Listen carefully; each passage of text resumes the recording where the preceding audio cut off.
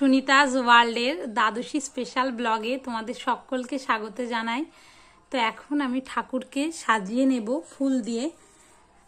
তারপরে এই দেখো কি সুন্দর সরস্বতী মা একটু সাজাচ্ছি, তো ফুল দিয়ে ঠাকুরকে সাজিয়ে নেব। তারপরে ঠাকুরকে আমি ভোগ দেব।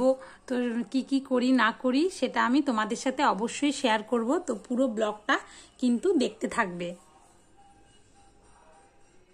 এখন ঠাকুর সাজানো চলছে, মানে ঠাকুরকে ফুল দেওয়া হচ্ছে।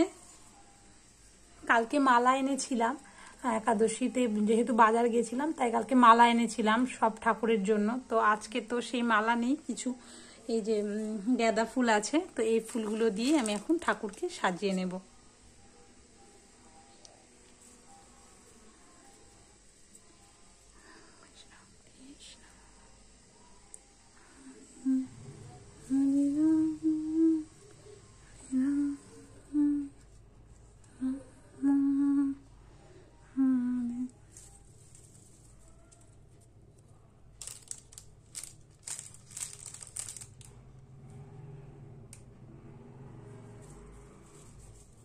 ঠাকুর সাজানো চলছে একটু একটু করে।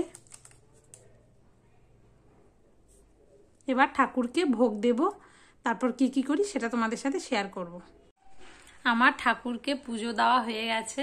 এই ঠাকুরকে একটু সাজিয়ে তারপরে ভোগ দিয়ে এসছি, দ্বাদশীর ভোগ। ওই কিছু সামান্য কিছু ফল আর তার সাথে ছাতু আছে, ছাতু কলা গুড় দিয়ে মাখা, আমার গোপালের জন্য, কৃষ্ণের জন্য, মা কালী সরস্বতী সবার জন্য। এই দেখো এবারে আমি গীতা পড়ে নেব।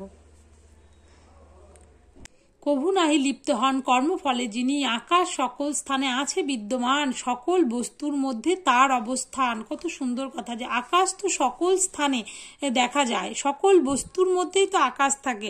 একান্ত সূক্ষ্মতা হেতু নাহি দেখা যায়, কিন্তু সূক্ষ্মতা ছাড়া কিন্তু সেটা দেখা যাবে না। সর্বব্যাপ্ত আছে কিন্তু লিপ্ত কভু নাই। আকাশ তো সর্বদাই ব্যাপ্ত আছে, কিন্তু কখনো কোনো কিছুর মধ্যে লিপ্ত নেই।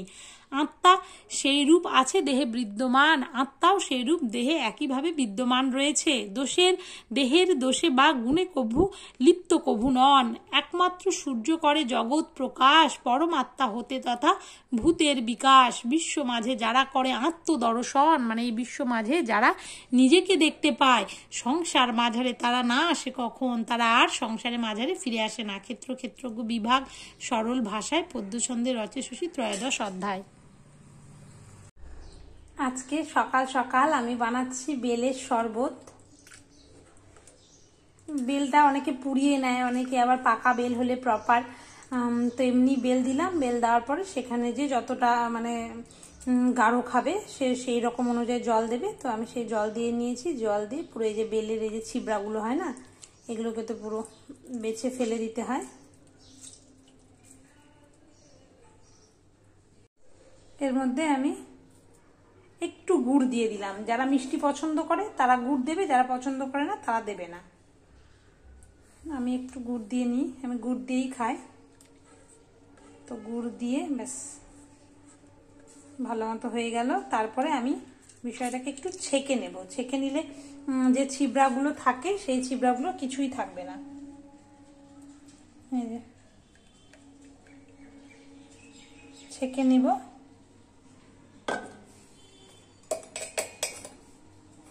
যেহেতু ঘন তো এটা ছাঁকনির মধ্যে দিয়ে সবটা পাস হবে না। হালকা হালকা করে আস্তে আস্তে ছেঁকে নিব, নিলেই রেডি বেলের শরবত। আজকে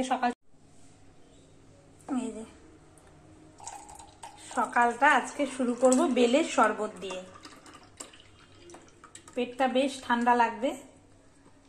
একটু গুড় দিয়েছিলাম তাই নিচে পড়ে আছে। তো চলো এরপরে সারাদিন কি করি সেটা তোমাদের সাথে অবশ্যই শেয়ার করব। আজকে আমার ব্রেকফাস্টে রয়েছে বেশ কিছু ভেজানো বাদাম, আর তার সাথে ঠাকুরকে যে ফল ভোগ দিয়েছিলাম সেগুলো, আর দ্বাদশীর জন্য ছাতু মাখা দিয়েছিলাম ঠাকুরকে, সেই ছাতু মাখা। তো চলো আজকে ব্রেকফাস্টটা এই দিয়ে সেরে নিই। এই যে আমি এখন দ্বাদশীর ভোগ দিয়েছিলাম আমাদের এখানকার কালী মন্দির কৃষ্ণ ঠাকুর সব আছে সেখানে। তো তার জন্য আমি এখন এই যে ব্যাগটা নিয়ে নিয়েছি, ব্যাগ নিয়ে ভোগ আনতে যাচ্ছি টিফিন ক্যারিয়ার নিয়ে। তো সেই প্রসাদই আজকে আমি গ্রহণ করব। তো চলো দেখতে থাকো, তোমাদের সাথে শেয়ার করবো আজকে কিভাবে গেলাম মানে মন্দিরে, তার সাথে হচ্ছে মন্দিরটাও দেখাবো, আর এর আগেও তোমাদেরকে দেখিয়েছি, আর কি কি প্রসাদ দিল সেগুলো সব তোমাদের সাথে শেয়ার করব। এরপর আমি মন্দিরে চলে এলাম, এসে প্রথমেই দেখো শনি ঠাকুর রয়েছে, এরপরে রয়েছে লক্ষ্মী নারায়ণ ঠাকুরমশাই এখানে পুজো দিচ্ছেন, আমি একদম ঠিক টাইমেই এসেছিলাম। এরপর রয়েছে রাধাকৃষ্ণ, রাধাকৃষ্ণকে একসাথে কি অপূর্ব লাগছে দেখো, চারিদিকে একসাথে কত রাধাকৃষ্ণের ছবি সেটা লাগানো, ভীষণ সুন্দর লাগে আমার, এই মন্দিরে আসলেই মনটা ভরে যায়। এরপরে আছে শিব ঠাকুর, শিব মন্দিরটাও ভীষণ সুন্দর, চারিদিকে ওং লেখা, ওপরে শিব ঠাকুর। ওম হচ্ছে সাউন্ড অফ ইউনিভার্স, তাই আমি রোজ চেষ্টা করি ওম বলে মেডিটেশন করার। এরপরে এই মন্দিরের মেন আকর্ষণ সেটা হলো কালী ঠাকুর। কালীমার দিকে তাকালে না মনে হয় আর চোখ না ফেরায়, দেখো কি অপূর্ব লাগছে মাকে দেখতে, অপরূপা সুন্দরী মা আমার, লাল শাড়ি পরনে, তার সাথে রয়েছে জবার মালা। এই যে আজকে ভোগ দেওয়া হয়েছে ঠাকুরকে, এই প্রসাদ গ্রহণ করতে আজকে এসেছিলাম।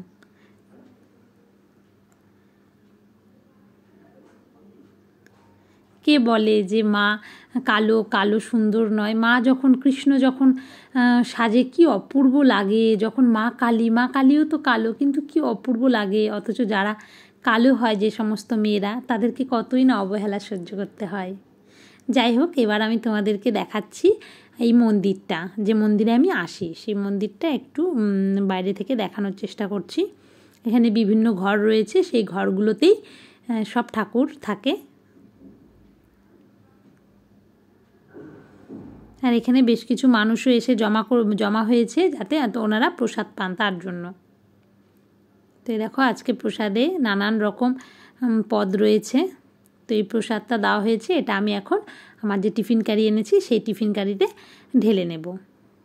আর অনেক প্রসাদ দেওয়া হয়েছে, অনেকেই এখানে কিন্তু ভোগ দেয়। এবারে আমি টিফিন ক্যারিটা নিয়ে বাড়িতে চলে এসেছি, তোমাদেরকে আরেকবার দেখিয়ে দিচ্ছি যে কি কি আছে। আছে গোবিন্দভোগ চালের ভাত, তার সাথে আলু, ফুলকপি, শিম সব দিয়ে একটা তরকারি, ভীষণ সুস্বাদু হয়েছিল খেতে। তার সাথে আছে হচ্ছে এটা পাটের ডাল, পাট দিয়ে ডাল, পাট শাক দিয়ে, এটাও খুব ভালো হয়েছিল খেতে। তো মানে বোঝোই তো যে ভোগের মানে স্বাদ সেটা তো একদম অন্য রকমই হয় না, সেটা বলে বোঝানোর মতো না। আর তার সাথে রয়েছে অনেক রকমের ভাজা, বা তারপরে বাঁধাকপির ঘন্ট, আর সাথে একটা গন্ধরাজ লেবু, আলু ভাজা, মিষ্টি কুমড়া ভাজা, বেগুন ভাজা, আর সবশেষে পায়েস। পায়েস ছাড়া তো আর কোনো প্রসাদই সম্পন্ন হয় না।